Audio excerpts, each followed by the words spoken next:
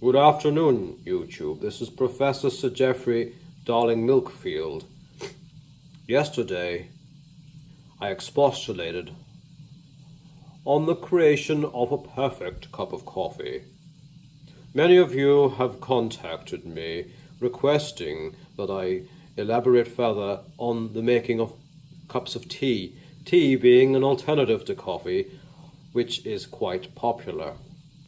So, I agree that this is a skill we must develop. Consequently, I am ready now to make some tea for you. My kettle is boiling because it's very important when you make tea that you boil the water to a temperature of 102 degrees.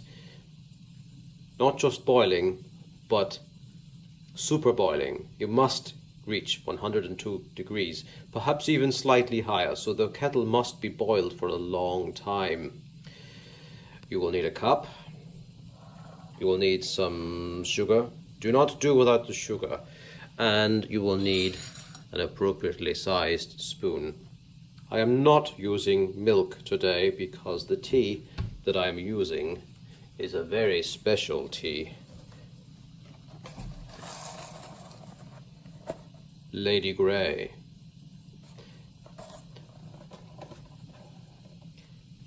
I will fetch the water now because I believe it has reached 102 degrees.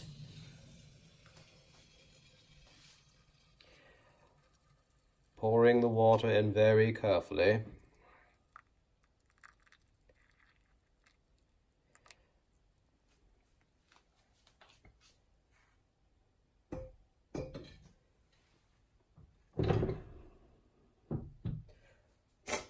There are several ways to make tea. You can acquire tea leaves and submerge the tea leaves. But by far the most superior way of making tea is to use this, a tea bag. You simply pour the tea directly into the water and thereby begin the brewing of your beverage.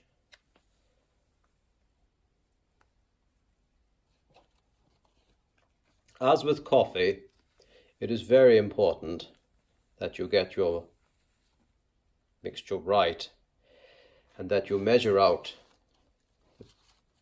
the proportion of tea to water very carefully before you drink.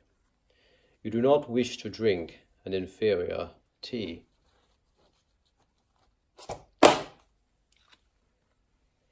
In fact, I always argue that every tea you drink should really be the last tea you ever drink. That way, if you come to drink another one again, if you're that fortunate, it will feel so special, and your experience of drinking the tea will be enhanced and augmented by the nostalgia effect that kicks in. A sense of revelation and homeliness that comes from experiencing once again something that you thought might have been permanently closed off to you. So the tea is now in the cup. The sugar is very important.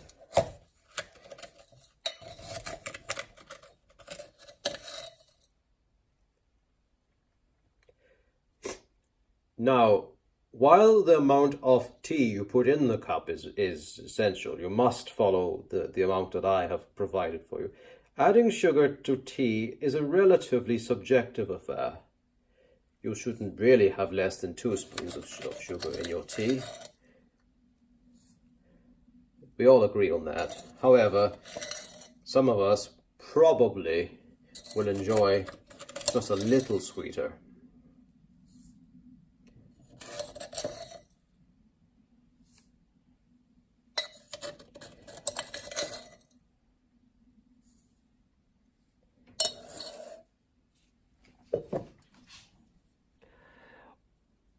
It really is just a matter of stirring this through.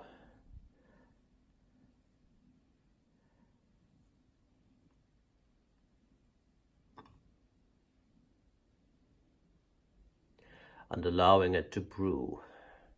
Note that I am not adding any milk today because coffee should be black but with sugar in it to make something which is ineffable. That's ready.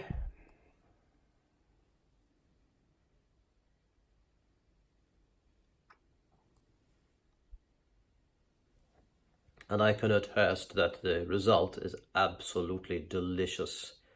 And I am really looking forward to drinking this. Thank you.